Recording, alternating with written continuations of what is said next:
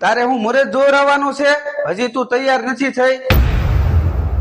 બહાર જવાનું છે, મોડું થાય છે, તને ખબર નથી પડતી? મારે નથી આવું, તમે જઈ આવો, જાઓ. તને મારા કુટુંબમાં ને મારા હગામાં જવાનું થાય ને ત્યાં તને ક્યાંક નો ક્યાંક વાંધો હોય. તમારા બધા કુટુંબના ને હગાને કહી દેજો, મને પર્સનલી આમંત્રણ આપે ને તો જ હું આવે, નકર હું નહીં આવું. ઘરમાં એકને કહે ને તો બધાને આવી ગયું કહેવાય, પછી કઈ માણા દીઠ આમંત્રણ ન દેવાના હોય. લે આવ બટા આવ, તું એકલી જ કેમ આવી? જમાઈ કેમ નો આવ્યા? મમ્મી એ આવતા જ થા, પણ એને થોડુંક ઓફિસ નું કામ હતું ને એટલે મેં કીધું હું એકલી જ જઈ આવું. અય હું તમને શું કહું, આજે મારા પપ્પાના ઘરે જમવા જવાનું છે. મારે નથી આવવું, તારે ફોન આવ્યો છે તે તું જઈએ. કેમ એવું બોલો છો?